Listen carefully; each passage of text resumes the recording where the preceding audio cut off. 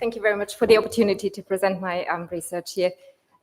We will hear about, during the 2 days of the conference, a lot about bringing people together to enjoy heritage, to ask groups, communities, organizations what they think about well-being and heritage and how we can support that. Ian gave us a definition for what people-centered approaches can be. And for me, people-centered approaches were very much drilling into the smallest unit, the individual, and finding out what individuals hold as values and what individually held values are.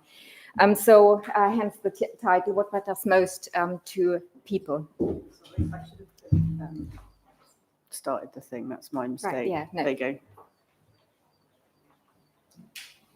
It's just if you just go down, yours will pop up. Brilliant, thank you.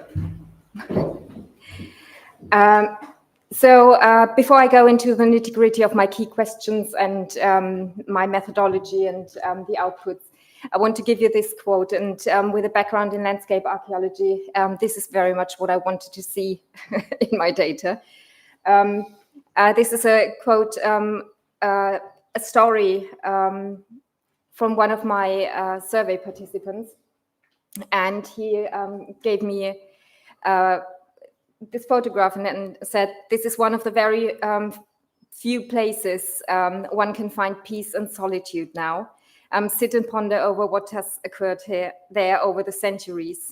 Take in the views and see pretty much what others have seen for thousands of years. Fantastic for sunrises and sunsets. So this sort of sums up what I think is how people approach heritage, landscapes, objects. They see it holistically, comprehensive. So there is so much into what people perceive and experience in regard to heritage when it comes to well-being.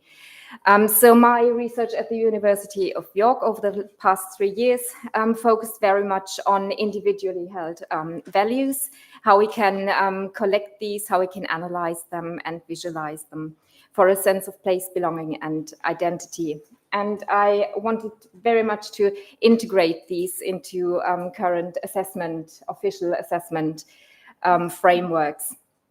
So it's all about people, it's all about places, buildings, objects, and it's based on people's memories, childhood memories, people's experiences, legends, myths, and stories in the landscape. I focused, and I only limited participants to my 2 study areas, the Peak District National Park outlined in red and the city of Sheffield outlined in black, so to a rural and an urban area as contrast. And one of my favorite quotes you can see here at the bottom is from Chris Johnston,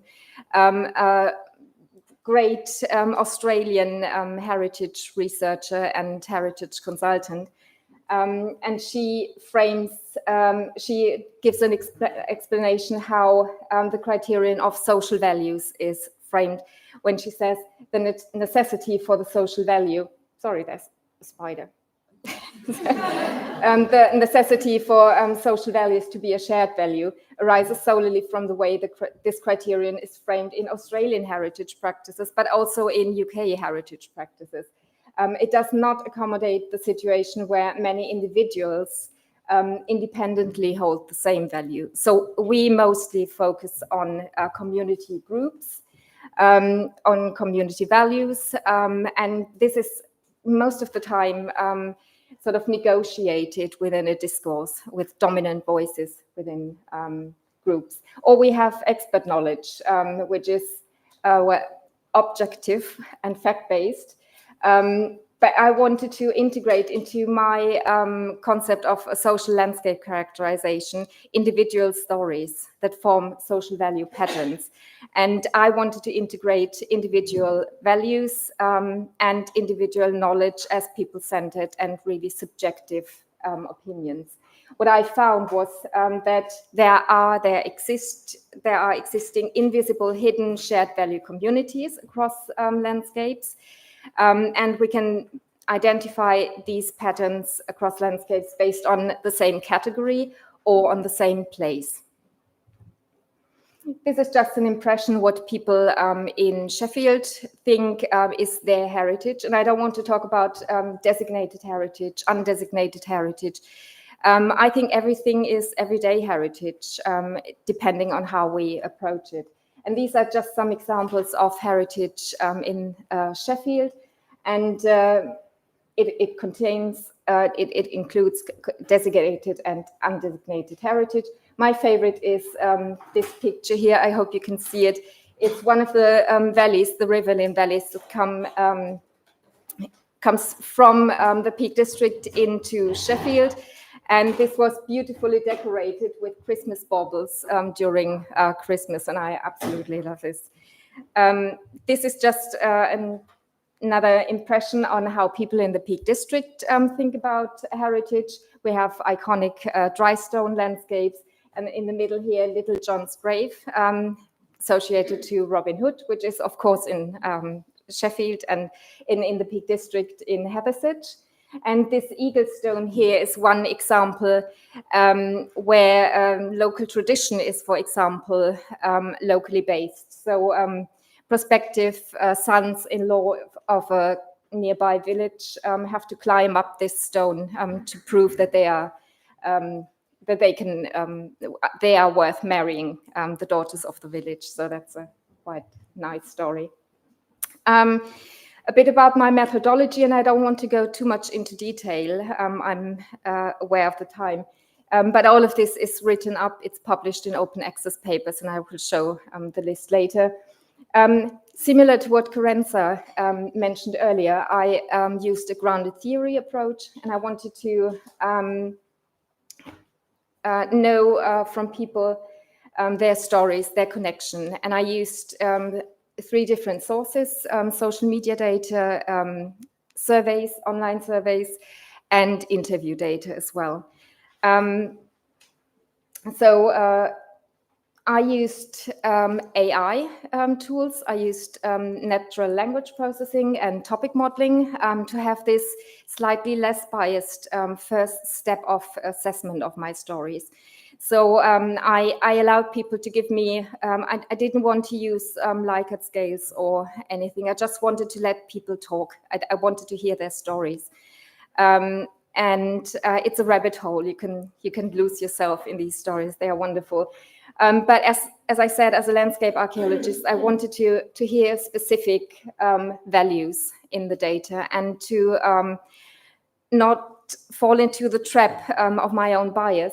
I decided to use topic modeling, which is an unsupervised learning based on statistical methods. So it's basically on statistical, as a statistical method, this, sorry, my data was grouped into clusters. So the clusters were then grouped based on the most frequent words, and this provided me with a naive topic labeling and various groups of thematic stories. When I had a further look, you have to assess the data afterwards manually to see how this algorithm performed. And what I tried then, I attempted to correlate the clusters and the topics with the historic England conservation principles of assessing the historic environment. And I wanted to see how good are they, how much fit is there. And I have to say, they cover quite a lot of what people like, what people value in landscapes. But I found, again, green spaces is something that's become so important for people, more and more important, especially after the COVID pandemic. And I found it's to address this holistic approach to landscapes, to heritage, to well-being, we need to integrate something like a green space category. And I further subdivided my categories into, so there were already communal, commemorative, spiritual and social values, but I thought health, green space, and art and culture is really important and need to be added to and this is just an overview of the currently existing categories of the historic environment, historic England conservation principles, and in green what I added based on the data I got from my surveys, interviews and social media. And when we map the categories, these are all stories of my survey. I got over 500 survey responses, which was quite lucky during the COVID pandemic. But when we have a look, and what I said earlier about category patterns and place patterns, we can see, for example, if we take this little bit here out, these are the river valleys coming from the Peak District into Sheffield. And the upper one is the Riverlyn Valley, which I showed a picture earlier with the Christmas baubles, and Porter Valley. So these are location-based social value patterns where people, on the one hand, appreciate heritage in these places, but also green space, well-being, health. And another one, other clusters in cultural landscapes. You can see here, for example, Eyam, the plague village where villages were heroic during the bubonic plague in 1666. This has, of course, predominantly historical value for people. But then we have Pedley Gorge, one of the rare temperate rainforests in the UK, which is highly regarded for community value, for nature value, green space value. And so what I did out of my data, you can filter data, you can do different analysis once you have gathered and collected all your data.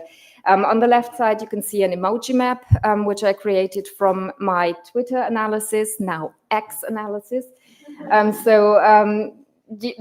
wanted to see how the sentiment was after the pandemic, how people reacted to the space of the Peak District in terms of well-being. And you can see there are a lot of happy faces, sunshine, beer glasses, but also appreciation of nature, mountains, walking, photography. So a very sort of holistic approach to landscapes. In the center is one of my story maps, where I integrated in a GIS all the data I got. People uploaded photographs of their favorite places.